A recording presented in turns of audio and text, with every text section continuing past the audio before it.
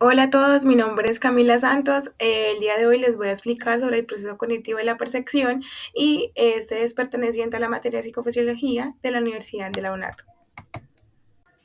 Empecemos por el concepto de la percepción. ¿Qué es? Realmente la percepción es lo que nos permite organizar, interpretar y darle significado a los sentidos que nos permiten o que obtenemos a través del entorno. Esos estímulos sensoriales que obviamente nos proporciona el entorno en el cual estamos. Asimismo, digamos que según García decía que este proceso no solamente depende de la recepción de información, sino que también hay factores como expectativas, conocimientos previos y emociones que obviamente están involucrados al momento de recibir toda esa información o todos esos estímulos. También se podría decir que la percepción es dinámica y que esta está obviamente influenciada por aspectos tanto fisiológicos como psicológicos, lo cual nos permite que cada uno construya una realidad de manera única. A pesar de que podemos compartir, digamos, ciertas similitudes, cada persona, digamos, crea su realidad única y que de cierta manera la percepción nos permite entender cómo interactuar con el mundo que obviamente nos rodea. Asimismo, dentro de este proceso hay estructuras cerebrales que obviamente son claves para entender cómo nuestro cerebro responde o interpreta estos estímulos que nos proporciona el entorno. Dentro de ellas tenemos la corteza sensorial primaria, que es la encargada de recibir y procesar la información sensorial básica. Podemos ver en la imagen que se divide en cuatro, teniendo en cuenta obviamente cada estímulo sensorial que vamos a recibir. Especialmente, García decía que la corteza occipital se encarga de los estímulos visuales, mientras que la corteza temporal se encarga de los estímulos auditivos. A pesar de que es una estructura, tiene, digamos, sus subdividencias que permiten que cada una se enfoque en el estímulo sensorial. Tenemos también el tálamo, que digamos que este se encarga de la retransmisión de la información sensorial y aunque este de cierta manera no está involucrado directamente en la interpretación, su función es esencial para la transmisión y la filtración de la información que llega a nuestro cerebro. Dentro de estas estructuras también tenemos el sistema límbico, pero ¿qué se encarga el sistema límbico? En este hay ciertos órganos como es la amígdala y el hipocampo que son especialmente específicos, se podrían decir, en el tema de la memoria y de las emociones. ¿Por qué? Porque la percepción también está influenciada por nuestros estados emocionales. Y digamos que ese sistema obviamente permite integrar las respuestas que nosotros emocionalmente damos hacia los estímulos que percibimos. También tenemos la corteza prefrontal. Esta se encarga de la toma de decisiones. Esa nos permite ser conscientes de nuestros estímulos y obviamente teniendo en cuenta las expectativas y las experiencias previas.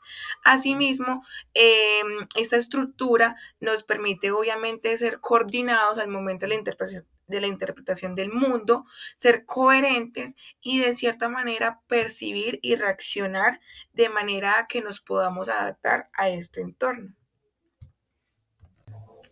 Bueno, dentro de este proceso obviamente hay una clasificación y esta se da según el tipo de estímulo que procesamos y la manera en que cómo lo interpretamos. Tenemos la percepción sensorial, que como su nombre lo dice, es la que está relacionado con el tema de los sentidos. Esta tiene unas subcategorías, que es la percepción visual, que es la que se encarga de los colores, del reconocimiento de estos mismos, de los objetos, de las formas, de las distancias. Tenemos la auditiva, que es obviamente la que se relaciona con el tema de los sonidos y el lenguaje.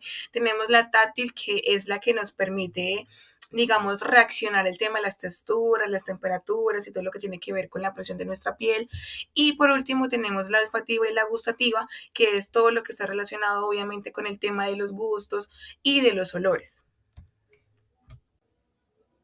Bueno, también tenemos la percepción espacial y temporal, que como su nombre lo indica, es la que nos permite ubicarnos en nuestros entornos, calcular distancias, calcular la duración y la secuencia de los eventos. Tenemos la social, que es la que nos permite obviamente relacionarnos con la sociedad, teniendo en cuenta la interpretación de nuestras emociones, de nuestros gestos y de nuestras expresiones al tener contacto con otras personas. Tenemos la subjetiva, que digamos que ya es de manera individual, en la que cada persona interpreta la realidad realidades de manera única, teniendo en base obviamente sus experiencias previas, sus emociones y sus expectativas. De cierta manera, la percepción es un proceso en el cual el cerebro construye significados de acuerdo a las respuestas de sus estímulos sensoriales. Bueno, dentro de este proceso obviamente van a haber ciertas alteraciones porque la percepción no siempre es el reflejo exacto de la realidad. Entonces, esas alteraciones obviamente modifican la manera en que nosotros interpretamos el mundo. Tenemos como ejemplo las ilusiones. ¿Qué son las ilusiones? Las ilusiones son distorsiones en las que hay un estímulo y este lo interpretamos de manera errónea. Por ejemplo, cuando en la oscuridad confundimos la sombra con una persona. Entonces, las ilusiones, digamos, son provocadas por la falta de información o por experiencias o expectativas previas. Tenemos las alucinaciones. ¿Qué son las alucinaciones? A diferencia de las ilusiones, en estas no hay un estímulo real que esté presente. La persona simplemente comienza a experimentar imágenes, sonidos o sensaciones que no existen en su entorno y que obviamente esa ya van relacionados, se podría decir, con un factor psicológico y biológico como los trastornos mentales, el tema del consumo de las sustancias o el tema de problemas ya neurológicos. Otras alteraciones presentes en este proceso son las agnosias. Digamos que esta se trata de la incapacidad de reconocer los estímulos a pesar de que nuestros sentidos funcionen correctamente. Ejemplo, cuando una persona tiene agnosia visual, además de que puede ver el objeto, no puede identificar qué es. Entonces, eso obviamente se ocurre porque hay ciertos daños en nuestro cerebro. También tenemos la despersonalización y la desrealización, que la primera se encarga obviamente como de un estado de desconexión de uno mismo y como si se observara desde afuera, y la segunda es como una percepción irreal de nuestro entorno o como distante. Digamos que estas obviamente pueden aparecer por el tema del estrés o por ciertos trastornos psicológicos. A pesar de que hay unas que son inofensivas, obviamente hay otras que conllevan a tener un tratamiento médico por su complejidad.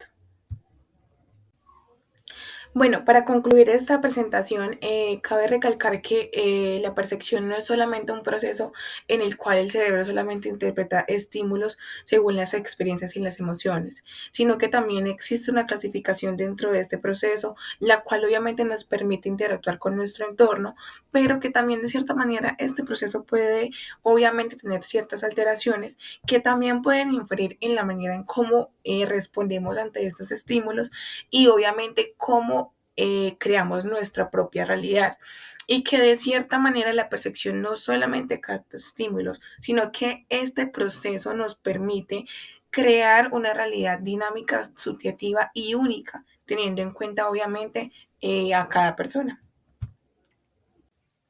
Bueno, eso fue todo. Espero que les haya gustado mi presentación. Muchas gracias por verla y obviamente tener en cuenta la explicación previa que les hice teniendo en cuenta este proceso y toda la clasificación y todo lo que conlleva su estudio. Entonces, espero que les haya gustado y que podamos aprender mucho más de estos procesos.